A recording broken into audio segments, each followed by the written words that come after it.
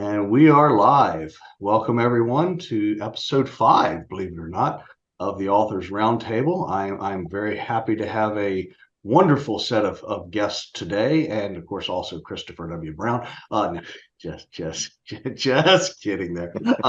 Happy to have everybody on board today. What we're going to cover as our main topic on the Authors Roundtable is the use of AI in writing, whether it be in the books themselves, whether it be in children's books, like I've seen some things about, or whether it's just using it as a research tool, as a muse or something like that. So very happy to have everyone on the line today. We'll go through and do our introductions. We'll start at the bottom this time. And Christopher Brown, please introduce yourself and talk about maybe your latest work or what you're working on.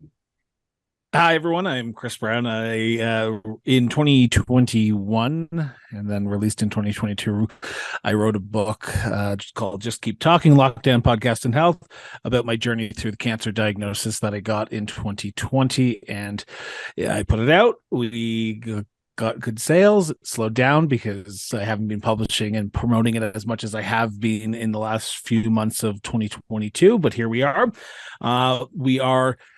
As of episode 4, I think I was on episode 4, I said that I started a new writing project. We are about 18 chapters in, which after so long, it takes a while to do one chapter these days for me because I'm pulled in many different directions. So I'm looking forward to hopefully having that on the shelves by September. By shelves, I mean online printing.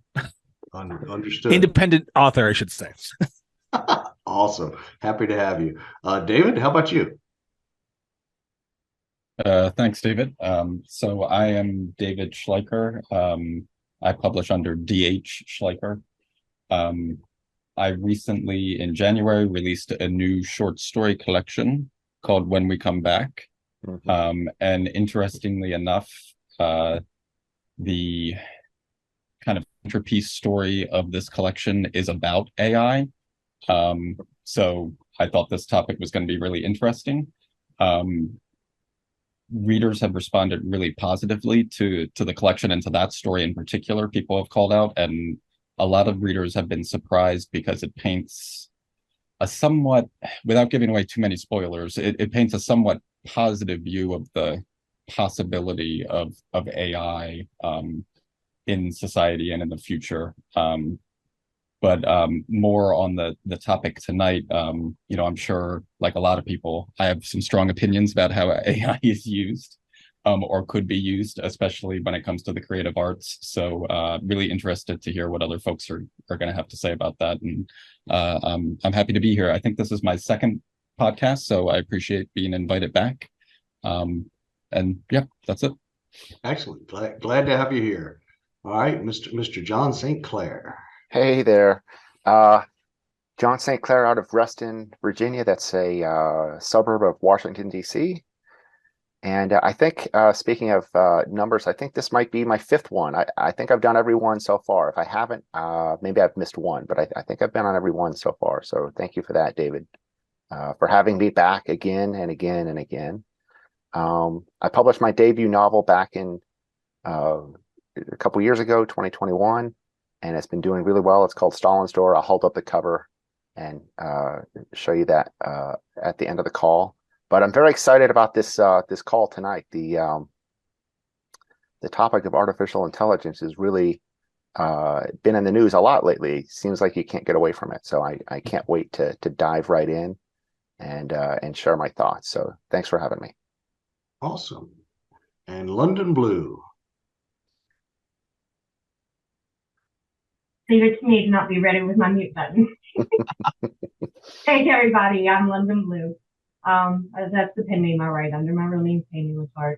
I live in West Virginia, and my latest book, The Bar, is a middle grade horror book that takes place in Cole's Mouth, aka St. Albans. And and then I did Mass Mayhem, and which is telling creepy tales that opened by studying chilling poems that took place during a pandemic. I co-wrote The Last Call with David, which was an amazing book and a really cool experience. I've done a children's book for my grandbaby, and been published in a couple of anthologies, and just submitted another one for another anthology. Staying pretty busy. I did a an Appalachian cryptid tales booklet for the Paranormal Tourism Convention last year, and I'm in the process of expanding that book, adding more tales and adding to the ones that were already in there. And I'm also, oh my gosh, I've got like 5 projects going on, 4 different books, and I'm also building a website. It started out as Supernatural Tourism, and we decided that was too vast of a field to try to conquer at one time. So we've narrowed it down to artisans, and we retitled it to artisticallyhuman.com, where we hope to host artists of all fields and give them a platform to where they can post their items for sale or their services, and really just show off themselves, help promote each other, build a community where you can engage and talk and support one another and ask for advice, plan events. It's going to be really cool. Hopefully it'll be up and running in about 2 weeks. Awesome. Anywho, got a lot of irons in the fire, and I'm so thankful that David invited me to join you guys tonight and to chat with all of you. That's awesome. Erin, how about yourself? Hi, I'm EP Stabs. I write fantasy romance, and my 7th book is currently finishing up on Kindle Vella this month. A Forest of Grim Desires. It's kind of like a Hansel and Gretel grown-up meets Rumpelstiltskin with D&D vibes, and it's my first spicy book. So I'm kind of excited about that, / nervous, and told my parents, don't even think about reading this book. No, absolutely not. And that will be coming out in ebook and paperback in May on the 18th, I hope. Still waiting on my cover, getting my cover out really soon. So hopefully. That is awesome. Yeah, I hopefully, if we have time, we'll talk about the Kindle Vella process as well, because I have been curious about that myself. It's one of those things where it's an interesting platform. But just to introduce myself, I'm David Muster, and so for me, the news that I have that I'm very proud of, but may have to change my Twitter handle, is I've actually been signed now.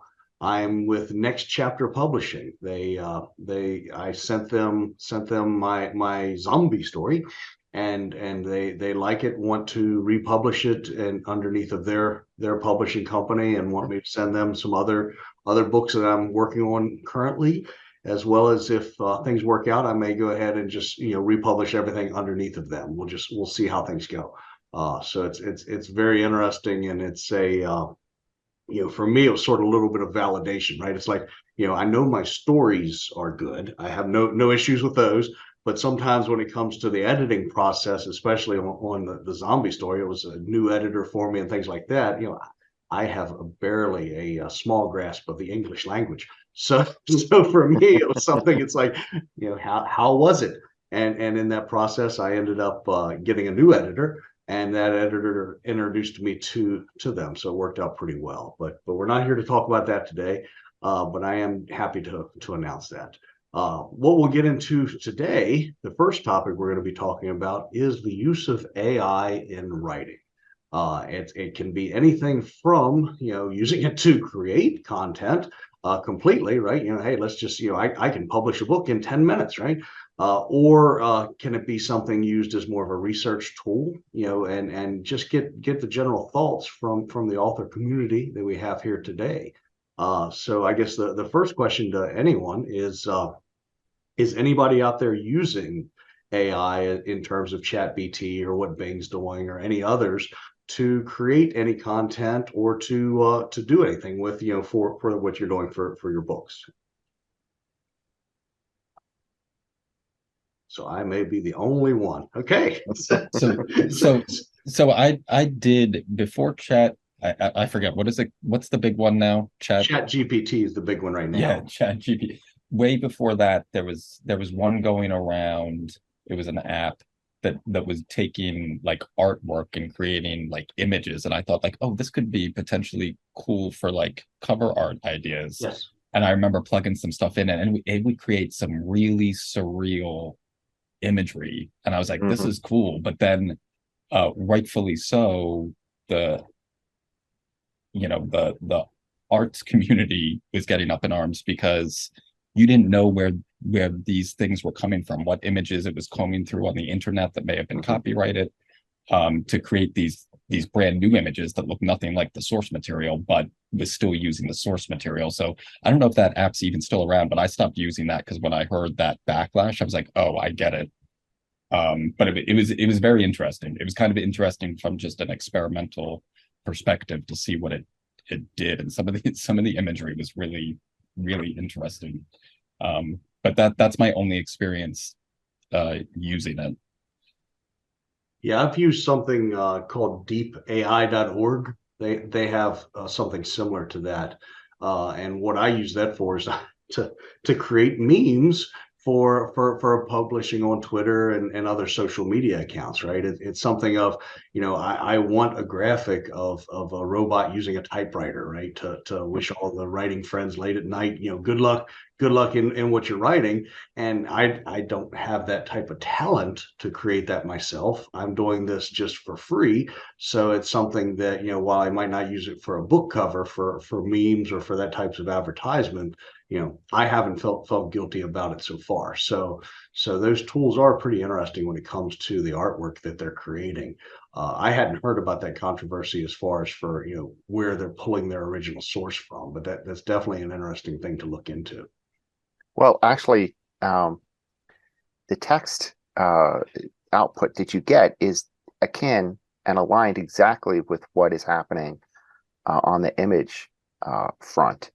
The problem is, unlike specific styles that you can see visually, if a word is printed on a page or a few words, you may not necessarily know where that's coming from. They're pulling the material in just exactly the same way they're doing the images, Mm-hmm. and then running it through their black box, and you're getting some interesting output.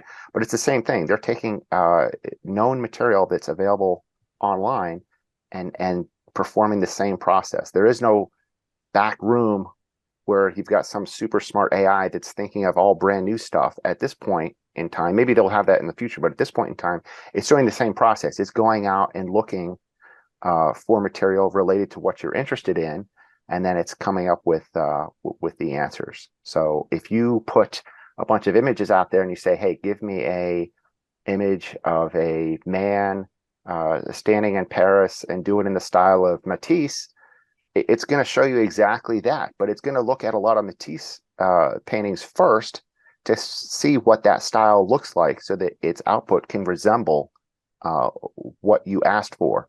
I assume that ChatGPT is doing a very similar thing. If you ask it to, and I think you showed some examples before we got started, if you say, "Hey, write me a horror story about somebody that sees a tent in the middle of the woods," it's going to have to do exactly that same process. And that's today. In the future, there may be something that is so smart and so imaginative, it can do this on its own. It's not going to have to reach out and find examples. It can come up with an imaginative story that's totally unique because that's what human beings do. But for right now, I believe it's doing the exact same thing that the art community. It's Midjourney, I think, is one of the apps, and there's Wonder AI. There's a few of these out there, and they all work in a similar fashion.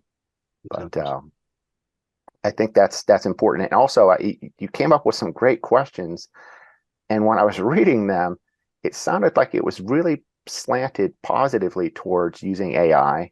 And I was even more intrigued. The questions were actually written by an AI, if I have that correct. Exactly. So, I shared with John. I don't know if he shared with everyone else.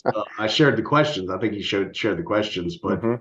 I actually went on to Chat GPT and I said, write me 5 questions to authors for a podcast who are positive about the use of AI in writing, and write me 5 questions that are for authors who are negative about Mhm. AI and the use of writing. And then it gave me that list, and I said, okay, now randomize the questions. So my show prep was fairly easy this time, Yeah. as far as that goes. But it was very interesting. And one of the things that I've made sure to do, like in the ways I'm using it, and we can talk more about that later, but if you use something like Grammarly or some other tools, they'll do the plagiarism checks for you. So Mhm. that's something I'm very cognizant of doing, and it's something that even in some of my earlier books where I wasn't using this as a tool at all, I found a couple lines. I'm going, oh wow, I didn't know I read that book to steal that out of it. Okay, I knew that line was in my head, but I didn't know where it had come from. So those types of things, especially in writing, you definitely want to make sure to run those tools and the plagiarism checks and things like that. And David, you mentioned Grammarly, but I mean that is in a sense a form of AI because it doesn't just check your grammar and spelling; it does offer suggestions on rewording sentences and phrasing your paragraphs differently, and you can choose what tone if you want to use, whether it would be formal or you know informal or so it does have Grammarly and those apps also is definitely a form of AI as well, and we use that. Yeah, and that's really what it should be for, right? For some of that, right? We want to make what we write better, right? I want to be more accurate. When I'm having a gunfight or something like that, if the gun only has 6 rounds, I want to make sure that they're not shooting 7, right? It's not like an old Western from TV, and all of that good fun stuff. So when it comes to writing, I want to make sure that what I write sounds the best. So whatever tools that I can use, whether they be automated tools or whether they be something that's from a real life editor, right? Either way, I want to make sure of it. I learned a lot on the last call about the different types of editors that are out there, right? As far as people, and I'm going, oh, really? I never thought about having somebody be a beta reader. What's that whole process like? So yeah, so it's interesting what's out there, and of course, like I said, there are some drawbacks. Um, Yeah, and you had mentioned, it's been mentioned about like plagiarism, copyright issues, and things of that nature. That's definitely a negative towards it. And but then another negative to using AI is you lose that human emotion. I mean, yeah, it can scan other works and pull in lines from here or there, but to have the whole concept and have that human emotion to be able to gain admiration or hate towards your character, you have to build emotion throughout the story, and I don't think AI will ever be able to do. Not a Yeah, one of the things I did before was I said, write it in the horror genre, like I showed earlier today. But I also said, okay, write it in the style of Stephen King. Revise it, put it in the style of Stephen King. And then I said, revise it and put it in the style of Dean Koontz. And it produced different things based on that. So, like you said, the whole sampling of other people's work and stuff like that, it's very interesting. One of the things, and this is the reason why I was glad London was able to be on here. They said that the use of AI in writing children's books has increased, and it's something where there was, like, I want to say 10% of the new works that were submitted to Kindle had contributed or had as a contributor, Chat GPT or other AI type tools, which to me is just the article said, oh, and this person always wanted to write a book, and using Chat GPT they did. And I'm going, did they really? So I can see Aaron give a little bit of a sideways grin on that one. What do you think of that? Did that person really write a book, Aaron? I don't know. A lot of people want to write a book. I wanted to write a book 10 years ago and didn't get past chapter 1. But you know what? One day I sat down and I did it. And it's just, I don't know. There's something to be said for just putting the time in and the hard work and not just, I would like to do a lot of things. I'm not going to do them all. I'm going to get really good at a few things. I don't know. I've got an interesting thought that occurred to me earlier today in preparation for this. I have to think back to the time, if you go back into the early to middle 1800s, when the advent of photography was coming out, and that was going to butt up against traditional artists that actually use paint materials, create images. they didn't have a really good opinion of photographers because they were steeped in the classic ways of producing art, and they didn't think that this new photography invention was a good thing. They were very anti photography. And people that were pro photography said, well, it's a little different. We're using a different technology to create artwork. And I'll bet you if you talk to anyone today, they would consider photographers to be artists because they are doing art, but they're just using a different technology to do that. They're not painting the picture themselves. They're using a camera and developing film and printing a picture.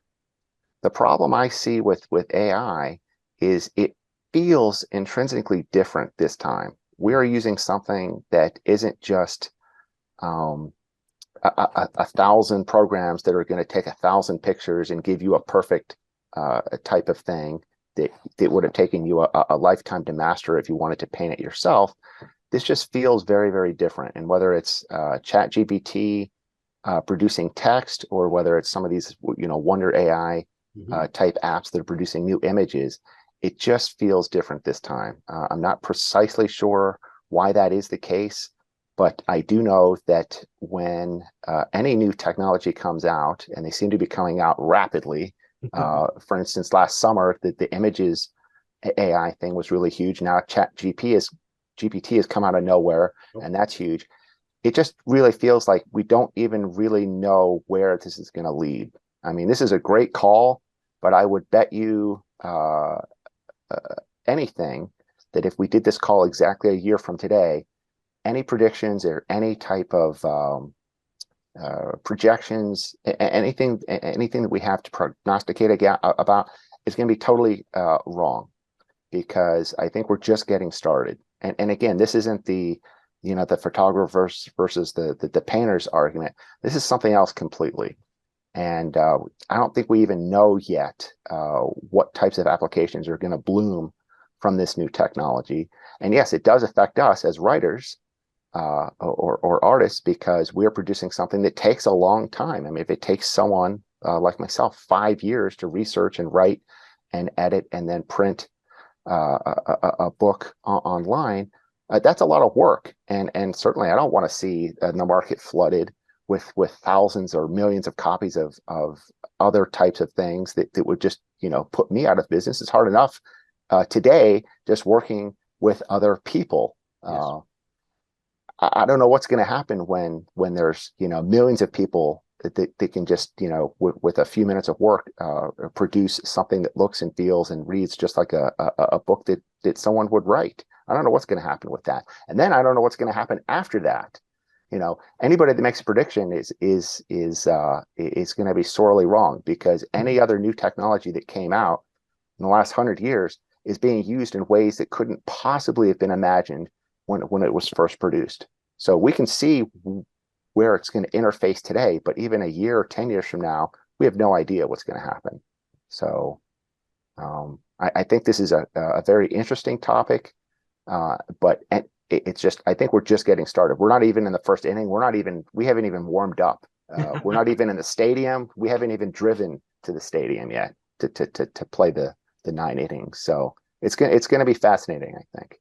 No, I agree. And in fact, I was a big Star Trek fan when I was a kid, or Star Trek, if you want to pronounce it that way. Either way, I'm from the South, so Star Trek.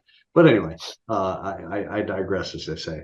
With that, you look at all the technology that they thought they were going to have, right? Mm-hmm. And of course, they had the big technology, the beaming, and all that kind of stuff, which we still can't do today, right? But some of the minor things are still to be like, they had a tablet, but it wasn't even, halfway as small as an iPad or anything like that. And it's like, okay, they got the big things that we still don't have as science fiction, but they missed the little things that would have made life more convenient for those people then. So it just cracks me up. One of the other AI things I saw the other day was they have a tool where you can get any voice and any actor's face together, right? As far as the ones that they support for free. And then, of course, there's some you can pay for. And then you can have it, actually read a script that you would write or that it would generate, and it would do a commercial for you. Oh my gosh. Or Chris, if you got lazy, it could do a podcast for you. I don't know. Could you? What would you? Do not come for my show, man. Do not come for my The show AI at is after all. the AI is after your show. And now the good thing for the AI, so let's think of it this way, Chris. Could you replace your guests on your podcast with an AI and just say, answer questions in the language of, you name the politician? I'm assuming you've never spoken to a politician then, because that's most of the times that's all you get is the AI response. But I want to go back to something John said here for a second, and I apologize to go harken back to what he just said. Haven't we been doing this already, though? And I'm not a proponent of AI. I do not believe that it's good. I think it's going to destroy like the person-to-person communications that we're doing here right now.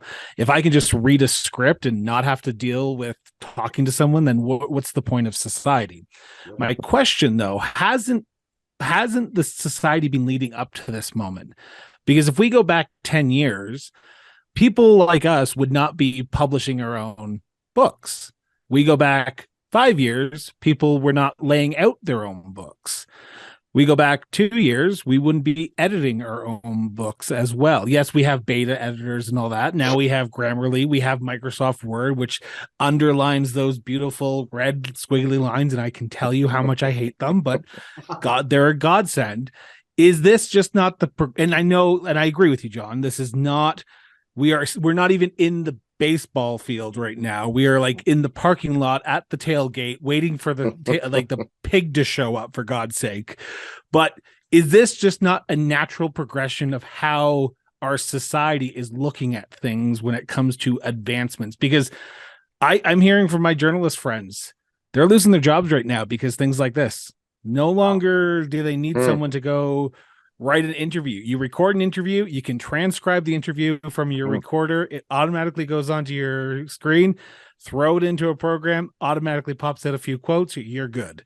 I'm not a proponent of this. I just want to know, is this just not the natural evolution of our society of going, hey, look, we have a new system that can make life a lot easier and it's going to put a lot of people out of work? Anyone want to take that? I apologize for throwing this out there. I feel like Aaron and David really want to like yell at me right now, just by their looks on their face. No. But you bring up some good points though, because AI is used in a very basic and rudimentary way to automate things in business and industry.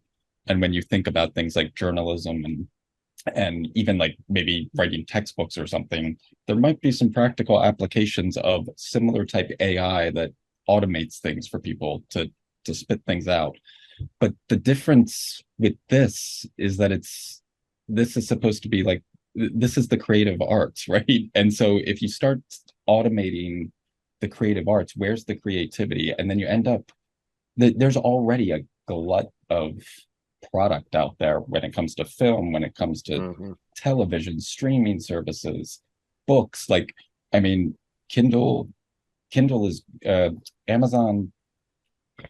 What do they even call themselves now? KDP? Yeah, it's 10,000 new ones a day, I believe, something like that. Yeah, like, I mean, it already has democratized writing where anybody can self-publish a book, but at least those people are actually writing the book, and a large portion of them might be garbage and no good, but at least the person's actually doing it and they have a right to do that. Please don't. but like, to quote The Simpsons here for a second, can't we think about the children? Do we not have to think about the editors? Do we not have to think about the page layouts, the people who used to have those jobs who no longer are relevant? Like, we're sitting here and we're talking about this like it's the end of our profession, and I'm saying profession in the air quotes here because I think there's people here who do it for a living and there's people here who do it on a side and they have full-time jobs as well.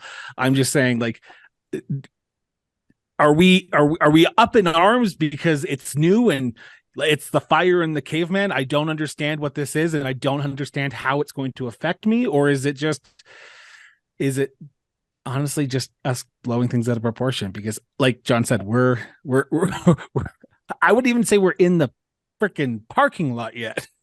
Yeah. I just worry about the excess glut of material it's going to produce, and how do you differentiate what's worth looking at anymore? Like I already struggle to like find something decent to watch at night to like unwind on a streaming service. There's too many streaming services, too much too much material out there. And I'm Maybe like, in the God, books. future, David, to answer your question, maybe in the future you'll have to put something on the cover of your book that says written by a human being. I mean, that Yeah. sounds ludicrous, but that But- actually could be, and there might be But- some sort of verification or some sort of, system where you're certified as a real person so that they know that you're not faking it. Yeah, and then there could be an AI that finds all the human written material for you, so you can only look at that. Yeah, I mean, it's like there's a lot of Yeah. practical. Do not What I say that, think are- David. There's someone out there making it now. Someone making it right now. I my day job, which I won't get into, like it deals a lot with improving processes and automating things and making things easier for people to do. So I think there are practical good uses of AI, but Yeah.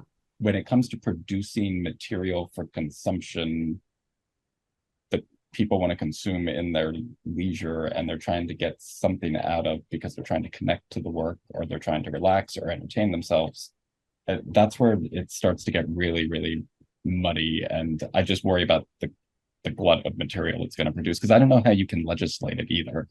Like all of this reminds me of an assignment that I had in a recent class, in a recent sociology class over at West Virginia State University.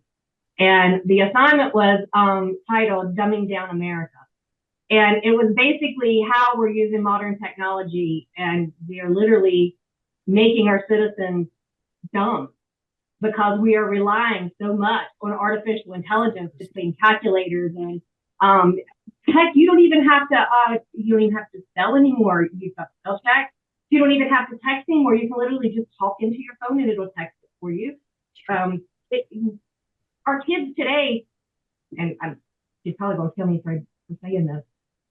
My 17-year-old daughter is about to graduate from high school, and she got her graduation announcement today, and it's in cursive. And she's like, Mom, I don't know that I can read this. Because they taught cursive in her elementary school for 1 week. Wow. And technology, yeah, we're dumbing down America. And if we don't draw some lines for people to stop crossing and hold people accountable, then guys, I mean, what the heck are we going to do if an apocalypse ever does occur? I mean, our kids aren't even going to be able to read a sign that says restrooms, or if somebody leaves a message along the path, like you see in all these apocalyptic movies, we're going here, come follow us to join in, the new order or whatever.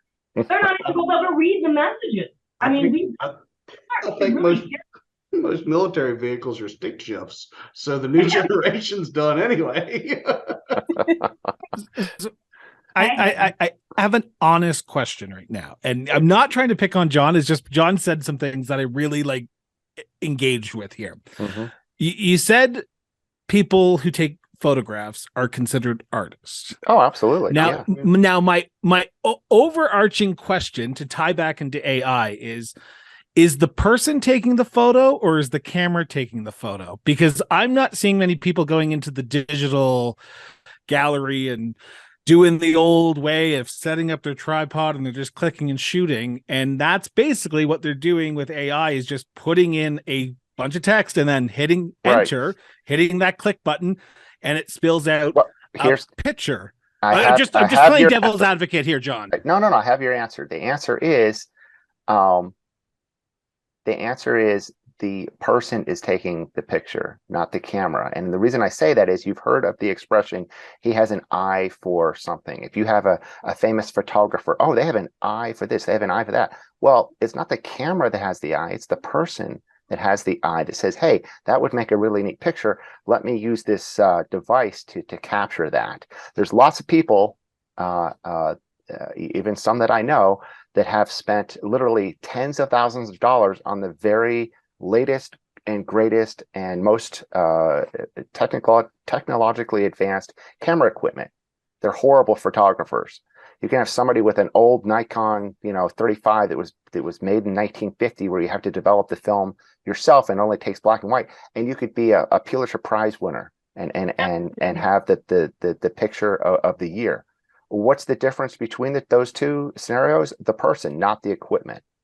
So to take your analogy of in the future, yeah, there may be millions of people that are self-publishing works where they spent 10 minutes thinking of some scenario and they get 500 pages out. It may come down to the person that puts that prompt in that has something over the millions of other people that are competing with that person. And that's this I that I keep talking about. It's going to be back to the person that starts the process, not the process itself. It can't be the process itself. John, I completely 100% agree. I actually ran my own photography business for about 10 years. And I was doing local sports, children's sports, and family photography and so forth. And then everybody around cameras and became soccer moms with cameras, and every soccer mom was going to be the news photographer in our town. And people were coming back to me and they were like, Tammy, can you retouch Juicy for me? Because he ruined my kid's pictures. Yeah, just because you have the equipment doesn't mean you have the talent or the eye or the skill to do it. Right. Whereas the artificial intelligence, the writing apps and stuff like that, that's a little trickier because it is drawing content from other people versus someone holding a camera and trying to take it themselves. Right. Well, the only caveat to that is in the future, and I do firmly believe there will be the ability for the AI in a closed environment, totally sealed from everything else, to come up with unique and imaginative artworks, whether that's visually or with text or something like that. That will happen in the future. It's not happening today, but that will happen in the future. And when that happens, that will be groundbreaking as well.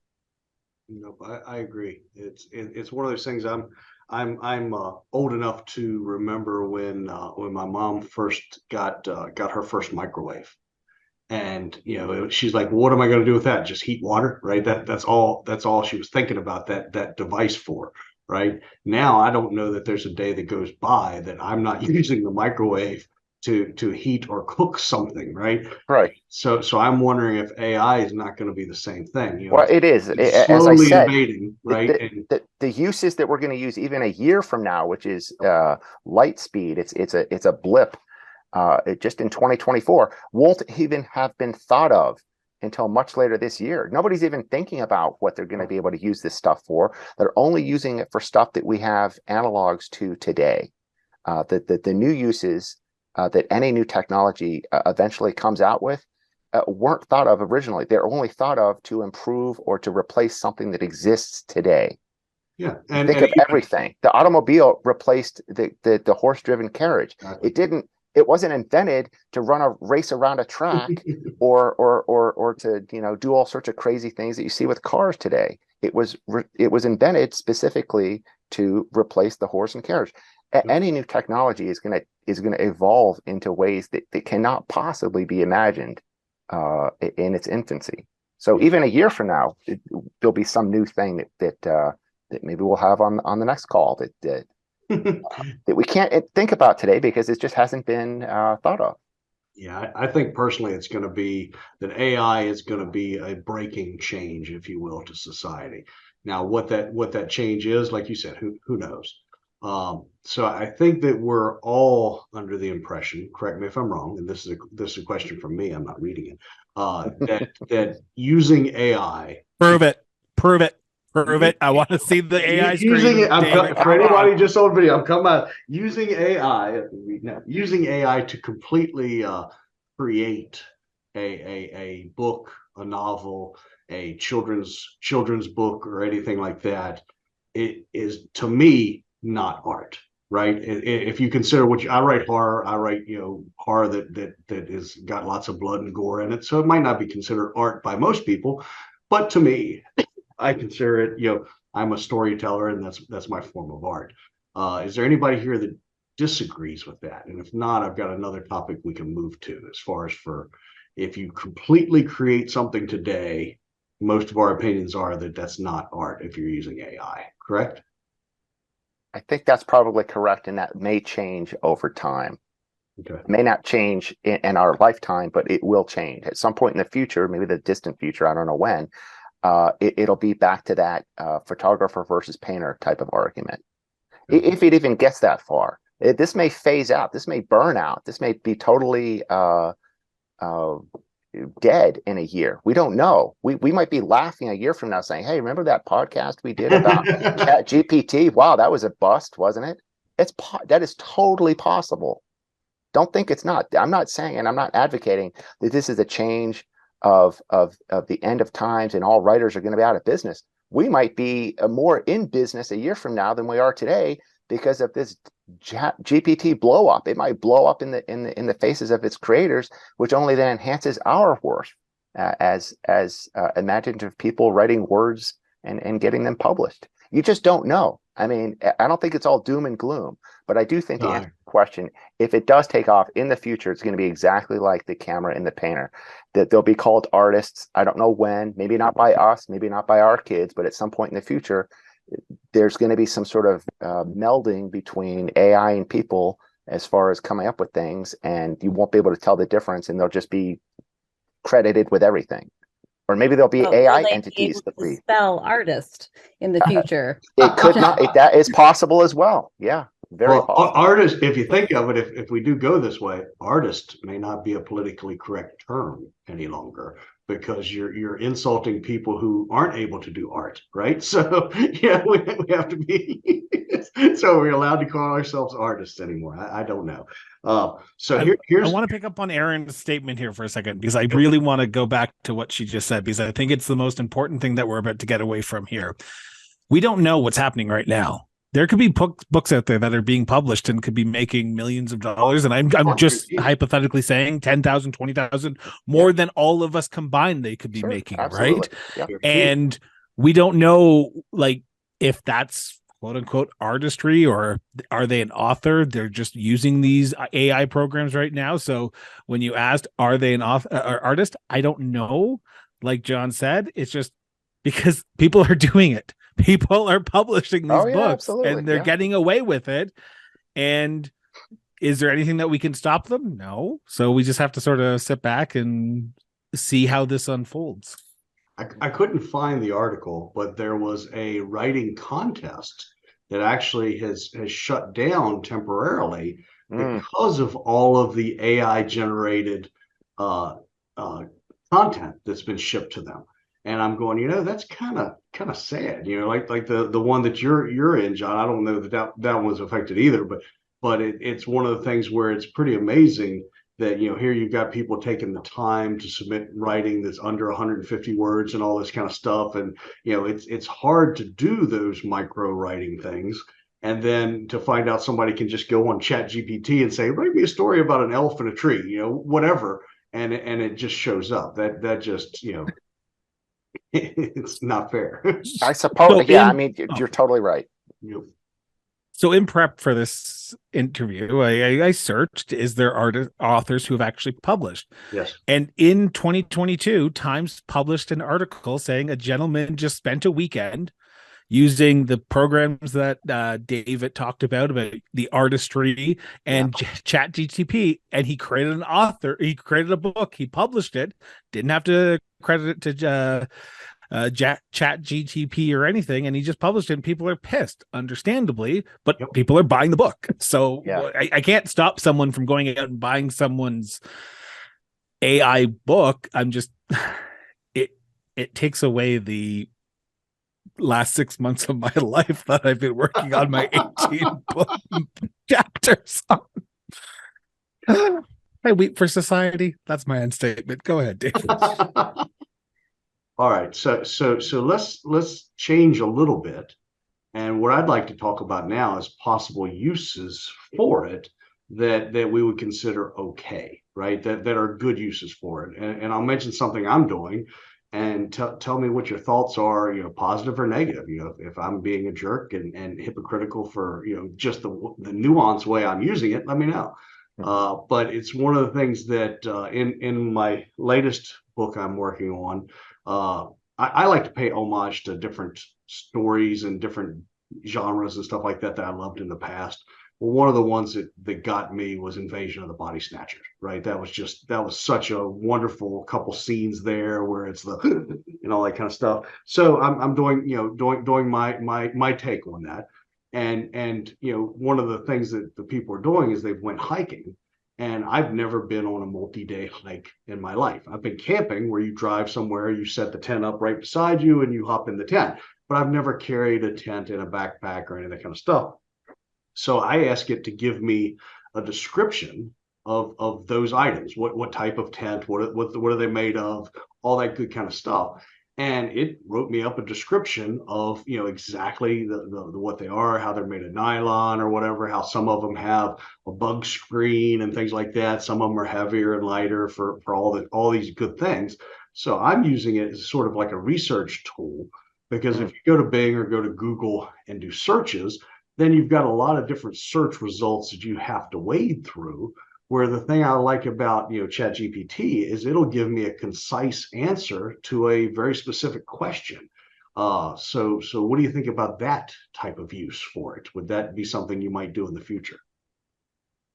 So that honestly, that's where I see the natural progression and application of AI going. Like, it becomes integrated with search engines, and it gives you an ad-free direct hit of what you're asking for. It makes sense. I don't see the problems with that from like the way you described it, but it gets dicey when you start thinking about research that maybe students have to do or people have to do to write papers, and then they're using Chat GPT, and you don't know what the original source is. And one of the and I don't know, maybe quoting sources in research papers isn't important anymore. Yeah. But I remember in college, like, that was a big deal. Like, you had to quote your sources. And so, like, I don't know, it's a slippery slope, but I think using AI and integrating it into search engines makes total sense, and that it's already going that way. So I see that happening, and I don't see issues if you're using it like in that specific situation you described, David. Like, you want to know what exactly is the makeup of a certain item that you don't have knowledge about. I mean, that's what you use a search engine for now anyhow. So quoting your sources is definitely still a thing. Good. I'm glad to hear that. Yep. Writing those bibliographies and stuff were absolutely horrendous. I hated doing that, but I did see the need for it, and I appreciated it when somebody quoted my work, which I actually had a few of my college professors request permission to use my presentation, and they made sure to quote what they were given or what they were using in my material. So in turn, I appreciated them giving me credit for the work that I had done. In turn, yes, I think it's important to give credit to your source.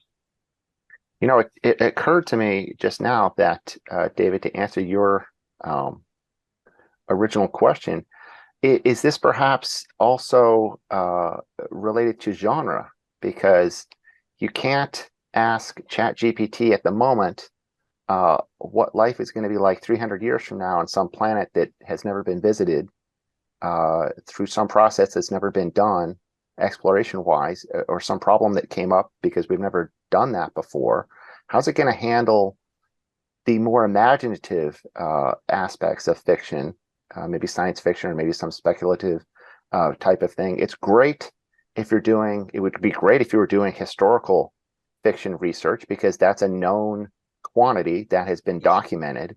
But if you're trying to write something that's never been seen before or never experienced, I mean, I would love to see what it could come up with if you asked it about something that's just, I mean, what would it do? Would it just come back and say no results? I mean, no, it actually makes up stuff. It's Okay. It's Well, you give it a try. It's kind of interesting. I mean, like I said, So I literally just did it while John was sitting here Okay. because I pulled it up because I was like, Sure. let's try this. Let's Yeah, just yeah. randomly do this. And I wasn't not listening to you because I was like, Sure, that sure. would be actually a good hypothesis. So I write a 100-word article on life on the planet Xandar in 2450. Excellent. Life on the Excellent. planet Xandar in 2450 is an exciting and vibrant experience. nice. With a wide array of flora and fauna, the planet is teeming with life. The native Xandarians have evolved to live in harmony with the environment. That is terrific. Wow. I am Sounds lovely. honestly impressed. That is not what I expected. But you know what? It's Cities on Xandar are marvels of engineering, seamlessly blending into the surrounding landscapes. Now, tell it to revise it. Tell it to revise it, Chris, and make John St. Clair the king of Xandar, and it will. That's what's amazing with it. I'll be the it must be beloved leader. you It know. must be combing though from other science It fiction is. It works. is. At this Right, point, so- it is. Yes, absolutely. Have no mistake that there is not some magical black box where it's coming up with this on its own. Akin to the taking images and tweaking them, it's doing the same thing. It's interpolating science fiction that it can find and coming out with good sounding output. But that output is not it cannot be traced back to an original source at this point. Yeah. In the future, they will be able to do that. It's like a very complicated plagiarism. Well, yeah, like and this, a little bit of this, and from you, and then like. Right, but then, if you think about it, what's the trope? There are only 6 types of stories: man versus nature, man versus man. At some point, everybody's been influenced by some story that they've experienced or read or seen or something like that, and that all boils down to those original 6 types of stories.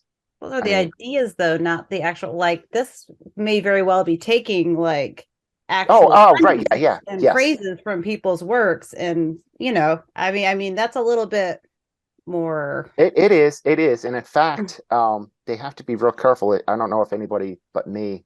I'm guessing Chris might, but if you haven't seen this week's Last Week Tonight with John Oliver, he does a whole segment. His main segment is on AI, and what they discovered is that there's a lot of bias in the output.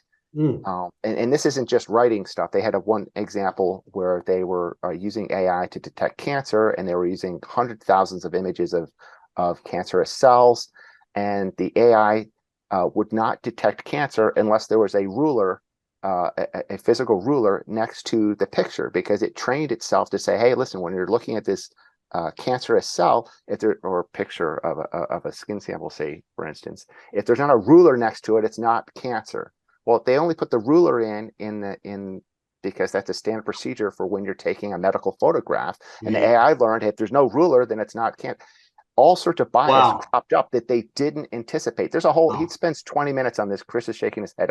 Maybe you've seen it. It's a great episode. In anticipation of this call, it made me think of things I hadn't thought of, and that's the bias part of what Aaron said. It is combing through things that are known today, and if everything that it's combing through is slanted in a certain direction, you're going to get that slant on the output. It's not smart enough right now to understand that that's happening because it's only looking at specific sources. And it's not smart on the smaller scale issue. So like you said, I did some research. I played around with chat GTP before this call, and I was looking at, write an introduction for guest X that's coming on the cross-border interviews. Let's see what it'll do. They pumped out a 200-word introduction, and then I read it and I was like, this has nothing to do with the person that you're talking about. Like, we had a mayor who came on, and it was like, well, this mayor's from Alberta. And I was like, no, they're from New Brunswick, which is on the other side of Canada. Yeah. How did you miss that? They were mayor from this time to this time. No, they're still mayor of the city right now.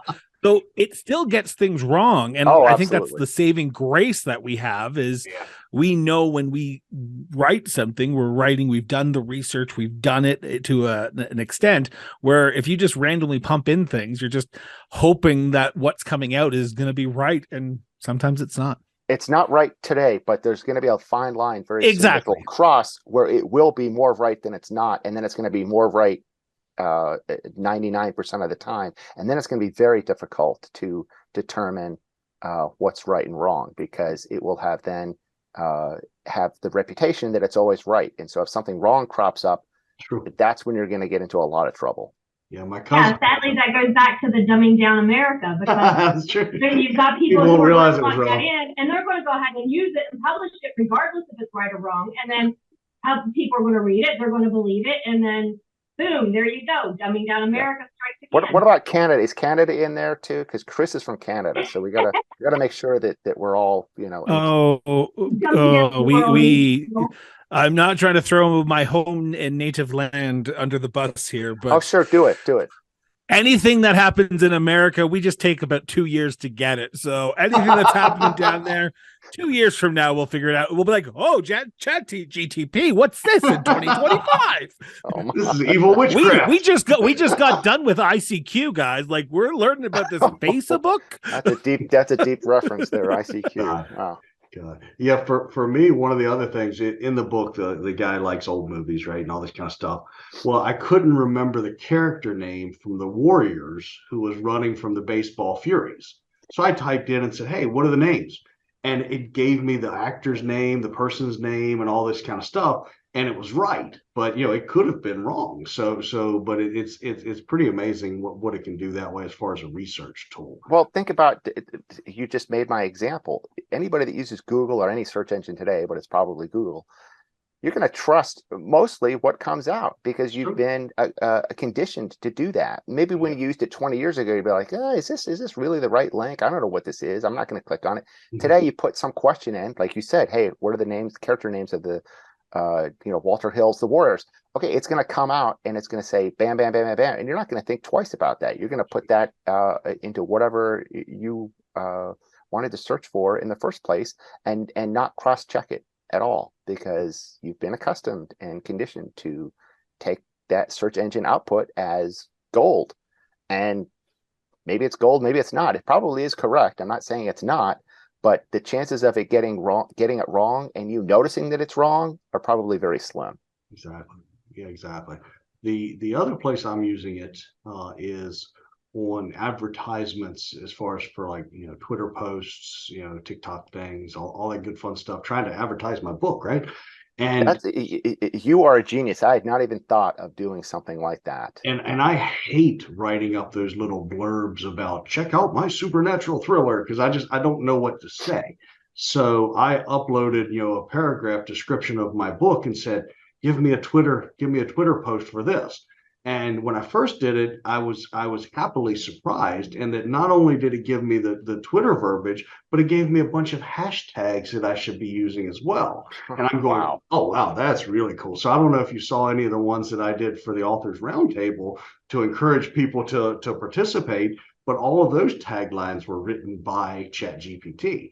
And I'm going, oh, this is pretty interesting. So it's something where, for digesting, a lot of content and turning it into a simple concept, I've used that. I also use that for my cousin's resume, because they didn't want to write a cover letter because they don't like how they write, and they don't like writing about themselves, right?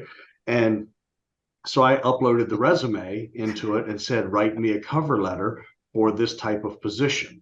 And then I gave it to him and I said, here, modify it for yourself. But it didn't do a bad job. It listed some of their high level skills and stuff like that. And I taught them how to use ChatGPT, because I said, okay, now you can revise it saying you want this type of developer job or that type. And it would keep revising it as many times as you wanted. And I was like, that's pretty cool. So the other place I may use it, I'm not sure, is I hate writing the 500-word description of your book that goes on the front, the back of the book or whatever it is. Because here you are trying to summarize your entire book into 500 words, right? And I'm like, if that could be 30,000 characters or 30,000 words, I'm there. But I may use it on the back cover for the description, because then I can upload a couple of chapters to it and say, write me a description of this book. I might be on an island, but I actually like doing that description part. On your book, or your book description on your Amazon page or whatever. Can I send you my book and you'll write this? Sure. Absolutely. I do want to say one quick thing about your family member that was using it to write a cover letter. It just occurred to me that you're using AI to generate that, and on the other side where they submit it, they use AI to look for certain keywords before a human is even going to look at that resume. If it doesn't have certain keywords, or it doesn't have certain types of phrases or experience, that's going to be checked by an AI, some sort of automated process, long before it gets on the desk of somebody with eyeballs to take a look at it. So AI is helping people get jobs, and AI is helping weed out the people that are going to get interviewed. I think that's fascinating. So I wish AI could help me with my HTML coding. It can actually. That is going to be the next wave. It can. I actually, I'm not kidding. Now, I won't help you on that Wix site that you use, because that's just, I can't use that site. But I deal a lot with technical stuff, and I ask it all the time, how do you do this type of script? How do you do that type of script? And it writes it. And I was even like, in Linux, how do you do this? And it spit it out, and it was correct in what it wrote.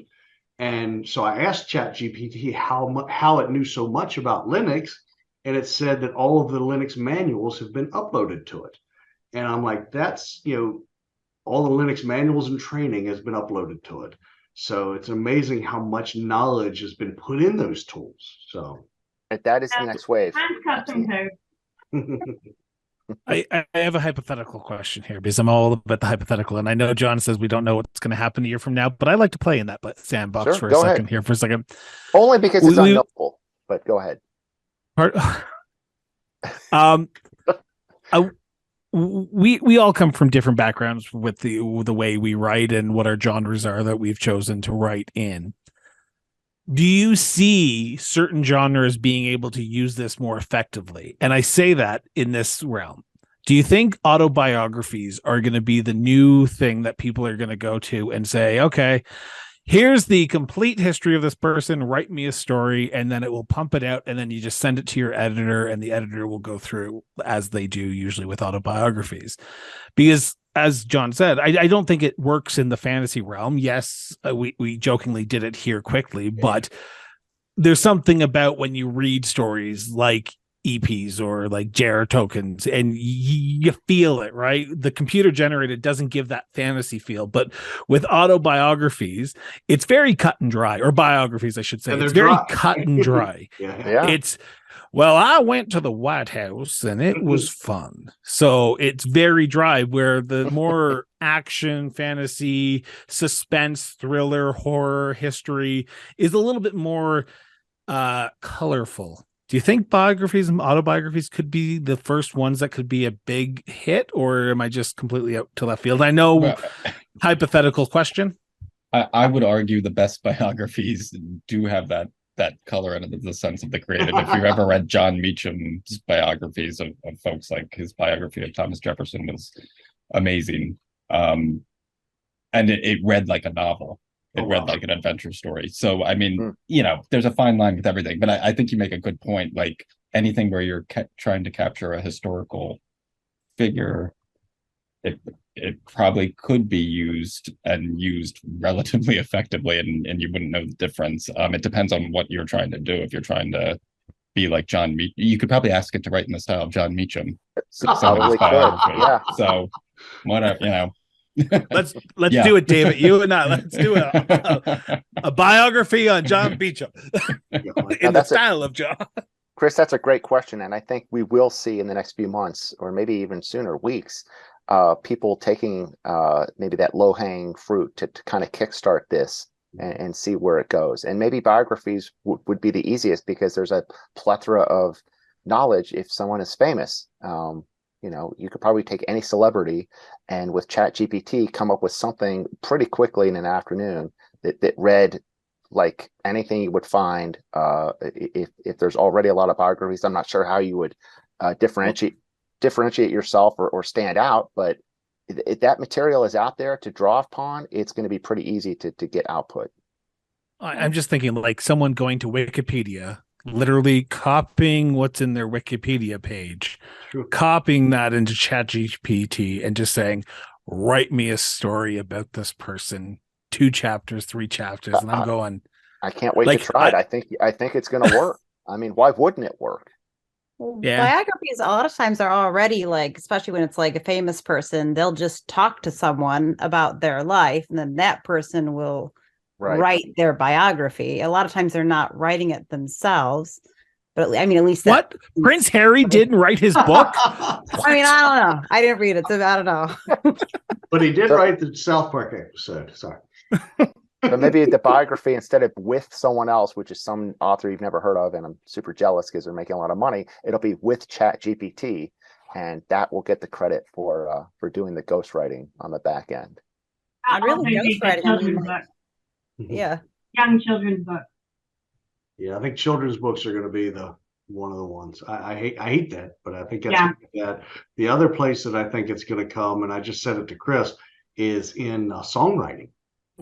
So we're not thinking of ourselves as songwriters here, but it's one of the things that I typed into ChatGPT just now. Write me a country song about the Cross Border podcast. And please tell me a truck got into a ditch, a dog ran away, and the gay guy's wife ran away from him. And but imagine, here somebody is, making money off of writing all of these different songs and things like that, or TV commercials, jingles, all that stuff. I think children's book jingles, commercials, a lot of that's going to be AI generated, and you're going to have people called AI front end engineers or something like that. They're the ones who, I know what to type into this tool to give you the best output. So that's what they're going to get paid to do. So. It's crazy that you mentioned songs, because that if you do watch that John Oliver, it's on YouTube. It takes 20 minutes.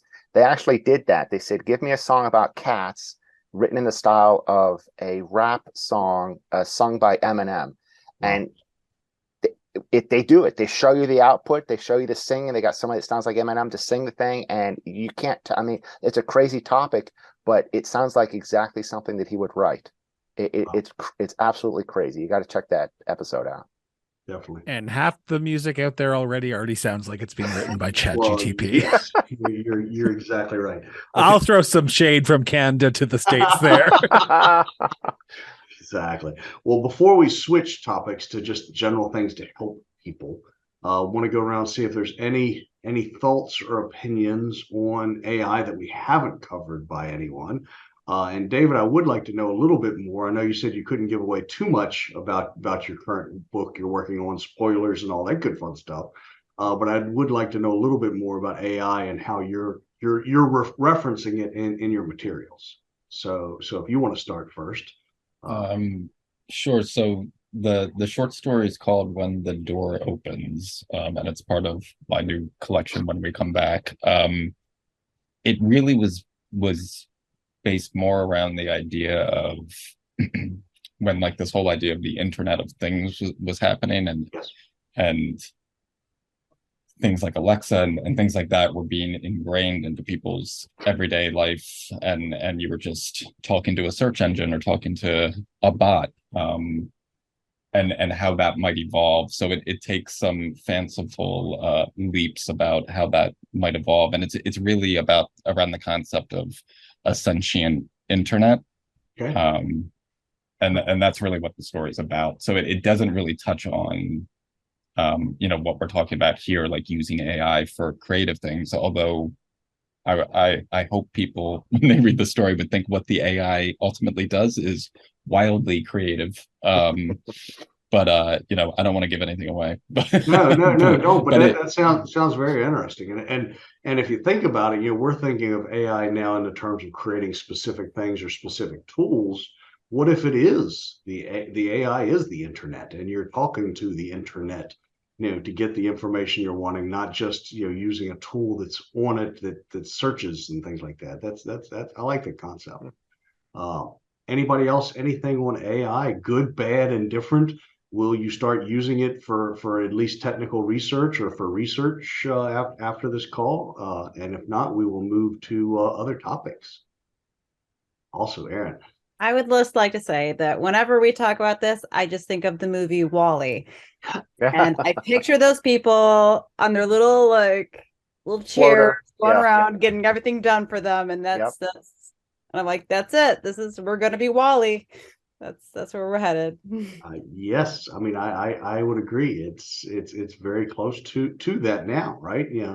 It's soon as they get something that'll go to the fridge and get a beer for you, it's why do you have to get up, right?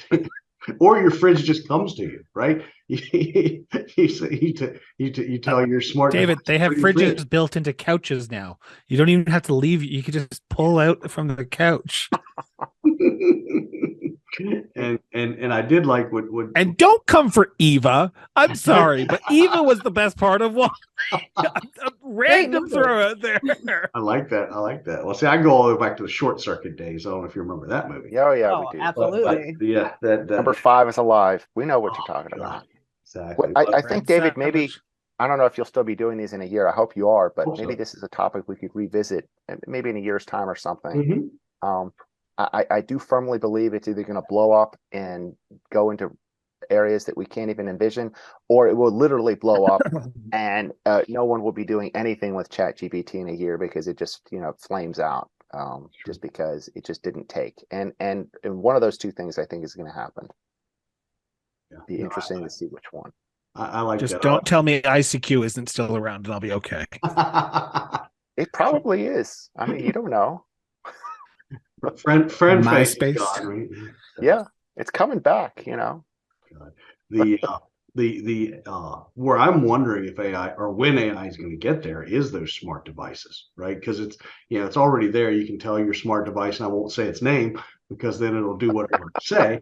But I'll admit I have 3 in my room that I'm in right now in my office, because I have one in front of my computer so I can have the volume at this low, and I've got one over by that wall and one on another wall, so that wherever I'm at I can have the best reception to me and that device, right? It's I'm a little bit insane, but with that said, it would be very nice if I could have a conversation with it, right? And say, hey, I want to go do this tomorrow. What do you think are good ideas for this? That type of thing, whether it be hiking, riding a bike, whatever, or where's a good place to eat, right? And have it actually give you opinions that it's heard versus just it gets 3 stars, and you can search by the star rating. So that's where I'm curious if it'll ever get there. Oh, hold on a second. Isn't there a horror film where there's a house that literally is a robot that literally tries to kill the people in the house, and you want to? I'm you trying have to a build sick and it. twisted mind, man, David. I'm trying to build that. I want it to control the doors and everything. But yeah, so we'll get there. Okay, so we're going to switch topics here. Hopefully everybody is still listening and all that good fun stuff. The AI stuff, yeah, John, like I said, we will definitely have to revisit this, because I think it's going to be a big topic and something that's definitely interesting to me as well as everybody else. We'll see if anybody's opinions changed. Maybe Erin will be, she'll drink the Kool-Aid and she'll have the little Wally bot running around her house. And she'll be like, but it can fold clothes. So that's the reason, I'll take I would love that. I would like a Wall-E, thank you. I was watching, I forget the name of the Yellowstone prequel, right? That they just came out with, the one with Harrison Ford in it or whatever. But it's the one where they have electricity. And in order to get electricity into your house, they were encouraging people to rent these washing machines. And they were like, yes, you can have this laundry machine and all this, and you're just paying to rent that machine, and they'll bring the electricity there to you for free. And I was going, that's sort of how they've got us with every new technology. It's like ChatGPT is free now, but someday it might be you need to pay for it, and all that good fun stuff. So be interesting. Okay, so let's switch topics a little bit. Writing tips, writing help, publishing help, anything that you can think of that's going to help your fellow or authors authors, whatever you pick the terminology. Anything's going to help people, whether it be editing, what have you. Let's talk about that. I'm going to go with the biggest lesson learned that I have from my 3-year writing career. Right, I've been in it since COVID came out, and is proper editing. I think that's something that I was guilty of skimping on before, and that I will not make that mistake. The reason I found that mistake was I actually did one of those things where you pay for people to do reviews, but they're not paid reviews that are, good reviews. They're paid for legitimate reviews. And the comments I got back were the story's great, but it was hard to get past the words. There was this in it, there were these spelling mistakes, things like that. Going, I paid somebody to do that one. That wasn't one of the books that my cousin was editing. That was a different storyline that I have. And I'm going, here I paid for this and didn't get what I thought I was getting. So for me, getting a proper editor is the biggest thing, whether it's somebody you're paying or whether it's somebody who's just really good. So what do y'all do for editing, right? Are you able to do it yourself, or do you pay somebody to do it? I'll jump in first. I spent over a year editing my own, Wow. and I'm surely not going to do that again, just because I almost went insane the first time. I almost quit a dozen times. I'm not kidding. It seemed that when I would edit, gremlins would come into my manuscript at night and just go hog wild. I'd fix one thing, but then discover 3 new things that literally came out of nowhere. I would have no idea where these errors came from. And it was so extremely frustrating that I nearly quit a dozen times. I don't know who I'm going to use. I've got a couple friends that I've made on Twitter that are in the business. I'm sure they're going to utilize their services next time, just for my own sanity. Good. And while, of course, money is an object, it's an object for everyone, that the funds are not unlimited. I think for my sanity, I think I'm going to have to go that route. Now, this doesn't mean I'm going to give them something that's horribly unedited to begin with. I firmly believe you're going to get out what you put in. So you should only ever give an editor your best product possible, because that's going to give them the best chance at polishing that. If you give them a total pile of crap that's not been edited at all and it's got 50 mistakes every line, not only is it going to take a long time, it's not going to be helpful. So I would put it in the best position that it could be to be edited, but then I would be very hopeful they could keep polishing it and turn it into a really fine piece of art. So I'm going to explore paying for editing services, professional editing services, on my next book.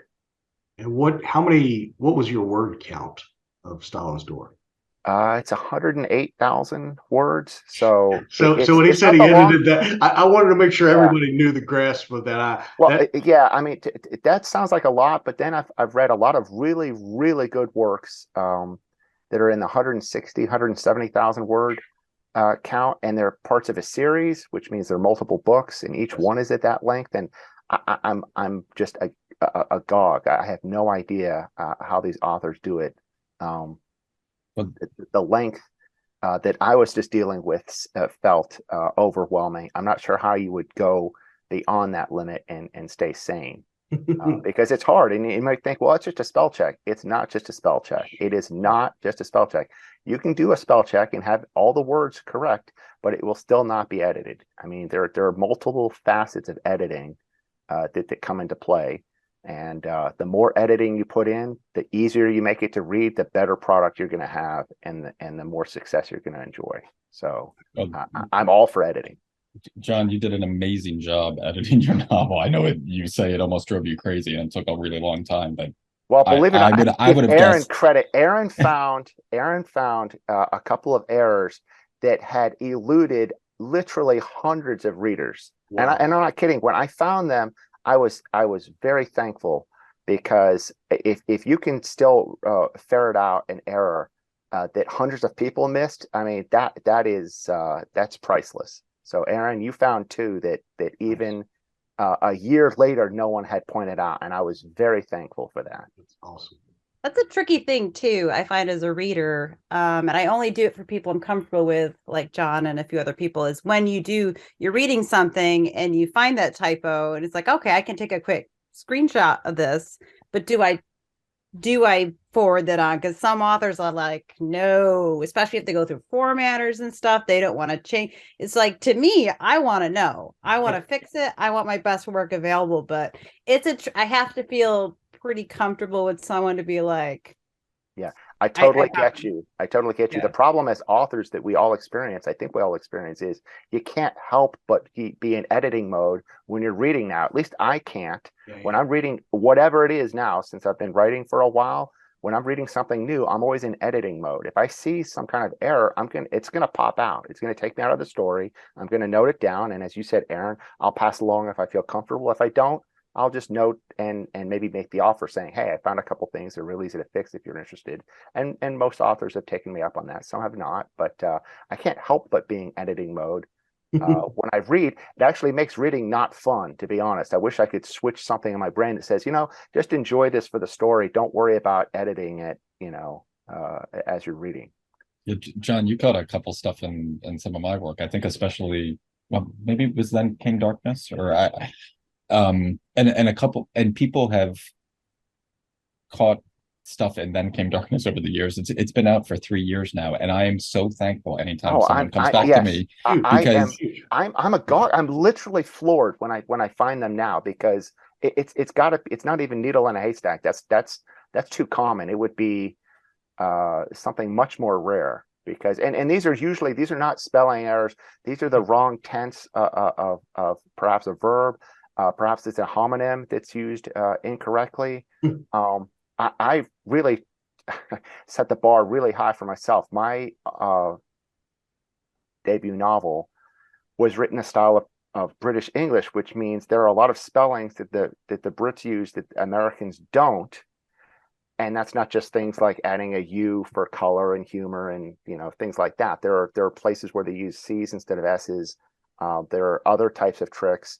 And I actually had a guy in Britain that pointed something out. This is one of these weird cases where it's the same in British English as American English, with the C and the S type of stuff, where you would think automatically those two are switched. No, they're actually the same. And so he said, no, we use the same as you guys for this word. Stuff like that is just invaluable to me. That's amazing. Yeah, no, I can't. Yeah, that for me, like I said, I can't edit my own stuff. I do the best I can with Grammarly to make sure it shows that it's at least halfway good, and then I have to give it to somebody else, because English was not my strong suit. It's not. The other interesting one for me was when London and I were working together on our joint book.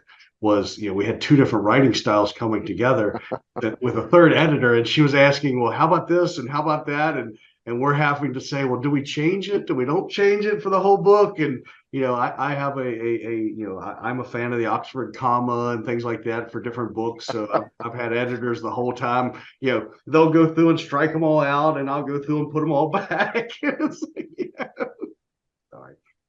Crazy. Yeah, but my advice for writers would be never stop editing. Like absolutely. I primarily edit my own stuff. I did in the past use a professional editor, and they did a terrible job. And I think it's, you get what you pay for, and you got to do your research. Yeah, and you gotta find good ones, and there's great ones out there and there's bad ones out there. And then for like Then Came Darkness, my novel, I had a friend who was an English teacher do the first round of edits. Then I had my poor wife do another round of edits. And then I continued to edit, and it was still published with a fair number of mistakes, but people have caught them and been nice and told me about it, and I continue to catch some every now and then, and you just go back and upload a new copy with the corrections. So never stop editing. Never stop is my advice. Yeah, mine were brutal, but it was one of those things that I was glad that somebody gave me those comments, right? Because it was something of, hey, I can fix this, right? Nobody complained about the story. It was all complaints about, hey, these took me out of the story, and I'm going, hey, we pay somebody, they fix it, and everybody's happy. So other than editing and proper tools, which John, I think you're a big fan of OpenOffice, right? and all of that. I'm a word kind of guy, but I use Grammarly all the time. But other than editing, what other tools or tricks can we think of that'll help people? As far as along the ways. Anybody have anything? Well, I that's don't know. It's not a tool, sorry, but with the editing, I think my biggest thing is read it out loud. I didn't do that on my first book, and I had more tight, when I was just coming out, I didn't read it out loud, and I've gone back and now I do it every time. I do it Nice. every time, and my work is just so much cleaner. I mean, I still going through, I have people look at it. I don't use a professional editor because I have connections that will read it over for free, and I Nice. put out 2 books a year. So I mean, I don't have time for that kind of frame, but reading it out loud is so important. It's a pain in the butt, but it's so helpful. Now, Chris, your spouse read yours for you, right? Yeah, never again. Never again. Oh, I read it. It was awesome. Oh, really? You jackass. For this one though, yeah, he'll listen to this. He'll listen to this just like he read my book. What I did for this, the one that I'm currently working on, and this is the big thing that I really changed up, was I, like Aaron, I don't have the connections that Aaron, but I have people who do this sort of on a side business who edit books. So I said, if I send you 3 chapters every like 3-4 weeks, can you edit chapters? Like, I will go through my process and edit as much as I can. And then if I send you 3 chapters at a time, that way that person's looking at it with their eyes, I'm looking at it with my eyes, and then when I send the next 3 chapters, they can give me critiques on the continuity of the story, the pace of the story, and they can actually look at the structure of the story as well, instead of just giving it all at once, and then they have to take it all in turn. And then I'm using this one person, and then once it's all done, which hopefully will be in the next few months, I'm going to send it to my other friend who said, okay, send it to me, and then I will do the exact same thing. But that person I'm going to send the entire book to. So I'm doing it a lot differently than I did last time.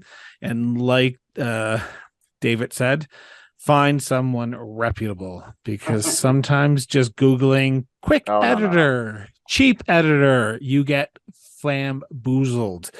I'm never making that $600 mistake ever again. Mine didn't cost that much. 600 Canadian, so that's like $10 American, yeah, right, guys? It cost a soda, right? Oh my gosh! Now, Aaron, Monopoly money.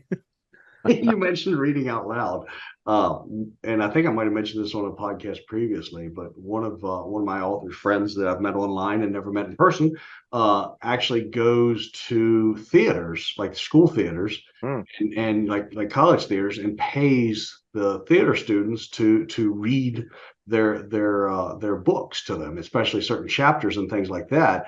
And said that it's really a nice thing, because it's like reading it yourself out loud. You're not catching it, but having somebody who's a theater major read it and get into the characters. He's like, I give them the books first, they read it, and then they read it back to me in sort of character format. And he goes, it's amazing. And he goes, usually it doesn't cost you that much, just some pizza. Nice. Yeah. Now that COVID's gone, I might actually try that sometime just to see if it works. A lot of people have like a lot of like Word document programs will also do a read aloud. Yes. Yep. So I mean, if you don't have any theater friends. That's what I was going to say, is that I always write in Google Docs. And first of all, because it automatically saves it in case I forget to hit save. Then I download it to Microsoft Word. I let Microsoft Word do its spell grammar check. I have it read it back to me. Then I pick up a couple beta readers to have them check it. And then I send it to my editor. I have been blessed with a wonderful editor.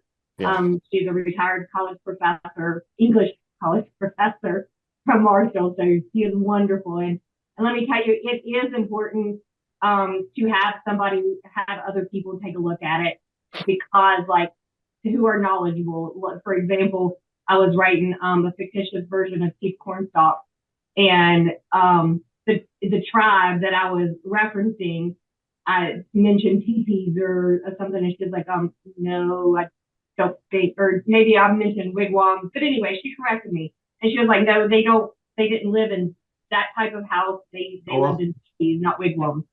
So just something as simple as that, which a historian, that may have really unnerved them to the point that they would have closed the book. if that hadn't been caught. So little things like that are important to have somebody be sure to definitely read over it, and it doesn't hurt to have 2, 3, 4, 5, 6 sets of eyes on it. Well, that's why for fantasy, that's why you write fantasy, right, Aaron? So you don't have anybody checking reality on you. I have to do a lot of fact checking, even with fantasy, believe it or not. I remember John. What's the biggest one? I apologize. Sorry, David. But what's the biggest one, Aaron? What's the biggest fact check? Because I've always wanted to know, because I can imagine you're making this world up in your head. What do you fact check with your head? Like, there are no rules in fantasy, right? I mean, I write more medieval style, so I do a lot of kind of, even though it's technically fantasy, I do a lot of historical research to kind of like, would that make sense? And also, I mean, just obviously you have to also be consistent with your head. But is it a halberd? Is it a broadsword? That type of thing. And there's a whole other layer there of, well, if I'm making this up, I gotta fact check with my notes. And I know in a couple of my stories, I've written a couple of short stories about witches, and I also have some friends who are witches, and so I needed to be real careful on how I labeled this particular witch and what type of stones that they use, what type of crystals, what type of I did research, and it was just a little short story, but I did my research because I wanted to make sure that I wasn't going to offend anybody who did say that they were a witch. I didn't want to offend them.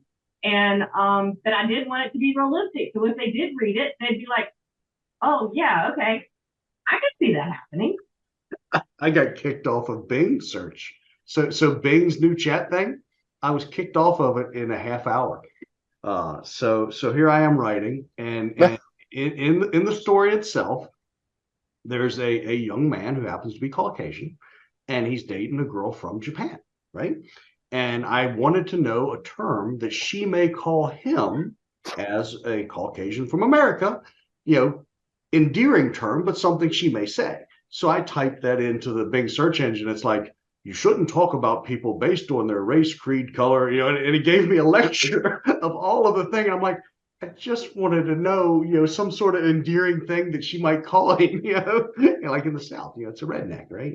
But it's something of you're not, it's like, and then so I revised the question, and this is why I got kicked off. I revised the question thinking if I tweaked it a little bit, it would give me an answer, but no, and it said error 404, and I'm like, thanks, babe. I'm kicked off. So it's not perfect. Not to interrupt, I'm just cautious of my time right now, and I don't want to leave just randomly here. No, I have to leave in 5 minutes, so thank you so much for doing this, David. It's always a pleasure to do these roundtables. I'm always happy to come back on the show. I'm going to do my little pitch here because I know you guys do this at the end of the show, but I'm going to do this right now. Look forward to my new book, titled To Be Determined, later on, because that is the hardest part of this one. Is I've gone through about 19 different titles, so it is Chris Brown TBD. What's really the genre, or what's the genre, or what's it about as far as just high level? It's about something who happened to someone where something happened to somebody. I've heard about those. So. Yes. It's a political thriller with a little bit of a suspense and with a little bit of fantasy, but not too much. I combined the best of all the worlds in my mind, and cancer. If you like cancer stories, I'm the guy. You just come read a book about cancer. You just come to Chris Brown, people. Not that Chris Brown, the other Chris Brown. Exactly. Gotta be happy, John. Gotta be happy. But right now, for those who are listening, or still listening to my random rambling, Just Keep Talking is on Amazon and wherever you get your Amazon products. So Amazon, I don't know why I said wherever you get your Amazon products. Just Keep Talking, Lockdown, Podcasting and Health. It's been a long day. Awesome. Thanks, guys. So if everybody can hold up their book covers this way, I'll do it for the thing. You know what I'm talking about? Oh, there we go. Aaron's got them all. Oh my gosh! Awesome. Okay. Everybody smile. Okay, perfect. So we'll edit that out. Okay, so and I think Aaron, you had to go as well. So if you want to give your sign off, And I appreciate everybody being on here today. So, Aaron, you're on mute. We can't hear you when the words are not. I had it muted because I got all these kids running around and dinner. Okay, I was. My biggest thing going on right now is my current Kindle Vella project, A Forest of Grim Desires. It's an adult fantasy romance, a little bit dark, not really dark, but a little bit dark. I'm really excited about it. It's spicy. It's got diverse characters. I've got a male-female romance as well as a male-male romance because I just couldn't make up my mind which one I wanted, so I got them both. Nice. And it will be coming out on Amazon and Kindle Limited in May. So cover reveal hopefully next week if I get the cover art. Let us know how that works out because I've been curious about Kindle Vella, so that's awesome. Kindle Vella, I would really. I wasn't gonna, but then I saw the bonuses and I'm like, I'm in. Hey, this is great. All right, Mr. John St. Clair. Well, I held my book up. I am writing another novel. It seems to be taking forever. I don't know. Maybe I just write slow, or it's just it's in a completely different genre. My first one was Russian historical fiction. This one is going to be probably literary fiction. If you had to give it a specific genre, which is ironic given that literary fiction has no genre, but it's a little bit of a thriller, a little bit of a mystery, and there's some mob stuff going on. And it's modern times, and it takes place in the U.S., not Russia.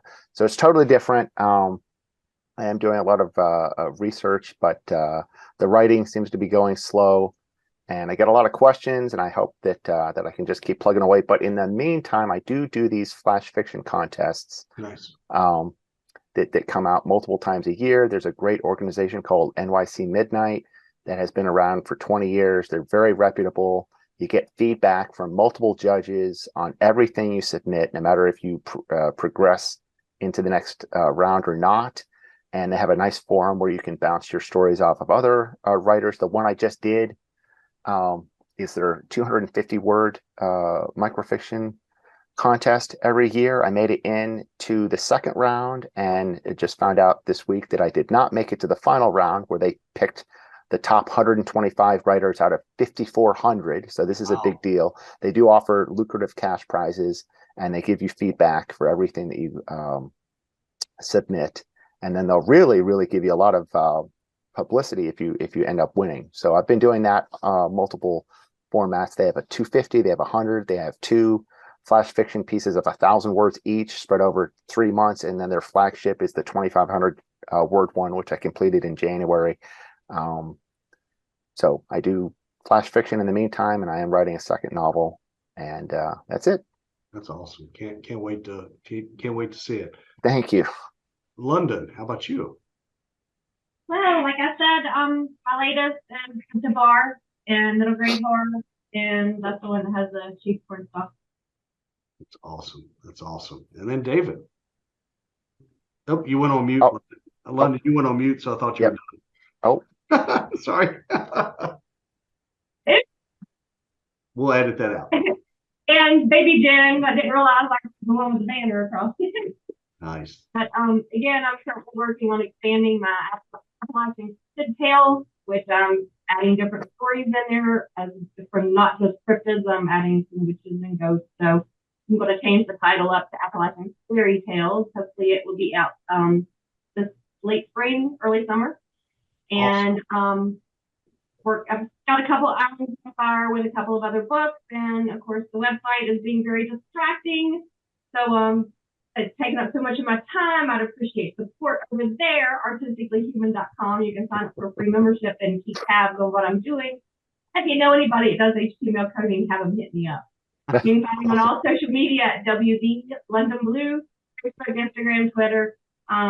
And my website is wvlondonblue.com, and you can find my books on Amazon under WV London Blue. And I've also been published in Crimson Pinnacle Press's anthology Dead Heat and The Season of the Witch, and hopefully one more is going to be coming out very soon.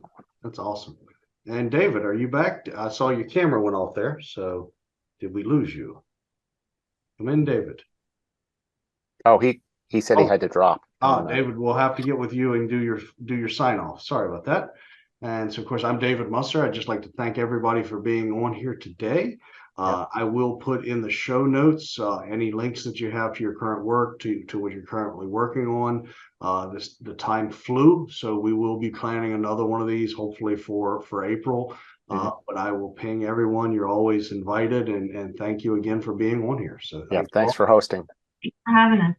Thank y'all. Thanks. Thank you, Thanks, David.